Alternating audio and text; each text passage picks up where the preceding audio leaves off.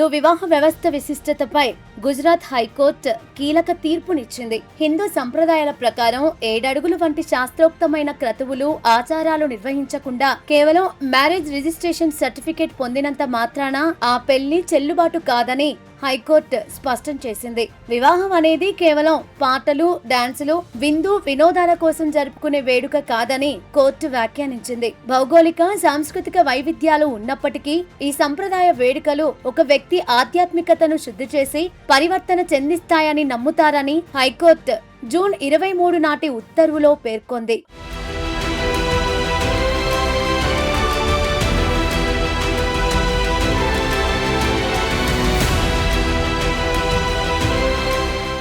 ఒక జంట మధ్య జరిగిన వివాహాన్ని చెల్లనిదిగా ప్రకటించడానికి నిరాకరించిన ఫ్యామిలీ కోర్టు నిర్ణయాన్ని సవాలు చేస్తూ యూకేలో నివసిస్తున్న ఒక వ్యక్తి దాఖలు చేసిన అప్పీల్పై ఈ తీర్పు వెలువడింది.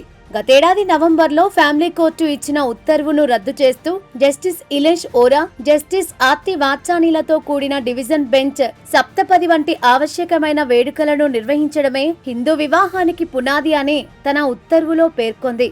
ఈ ఉత్తర్వు ప్రతిని సోమవారం అందుబాటులోకి తెచ్చారు. సప్తపది వంటి వేడుకలు అంటే వధూవరులు పవిత్రమైన అగ్ని ముందు కలిసి 7 అడుగులు వేయడం వివాహానికి పవిత్రమైన సంస్కారంగా ఆధ్యాత్మిక, సామాజిక, చట్టపరమైన హోదాను కల్పిస్తాయని కోర్టు పేర్కొంది.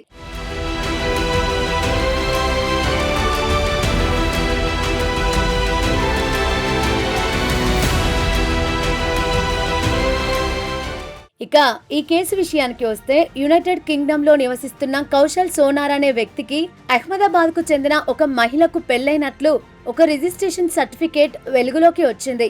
అయితే సదరు మహిళ తన తల్లిదండ్రుల వద్దకు వచ్చి మ్యారేజ్ సర్టిఫికేట్ చూపించే వరకు తనకు ఆ పెళ్లి గురించి తెలియదని, తన సంతకాన్ని ఫోర్జరీ లేదా మోసపూరితంగా సేకరించారని కౌశల్ కోర్టును ఆశ్రయించాడు. తమ మధ్య ఎలాంటి హిందూ సంప్రదాయ వివాహ క్రతువులు జరగలేదని, భార్యాభర్తలుగా కలిసి ఉండలేదని స్పష్టం చేశాడు. ఈ వివాహం చెల్లదంటూ కౌశల్ దాఖలు చేసిన పిటిషన్ను గతంలో ఫ్యామిలీ కోర్టు కొట్టివేయగా ఆయన హైకోర్టులో అప్పీల్ చేశారు. విచారణలో తమ మధ్య ఎలాంటి సంప్రదాయ వివాహ క్రతువులు జరగలేదని సదరు మహిళ కూడా అంగీకరించింది. దీంతో ఫ్యామిలీ కోర్టు తీర్పును తప్పుబడుతూ హైకోర్టు ఆ వివాహాన్ని రద్దు చేసింది.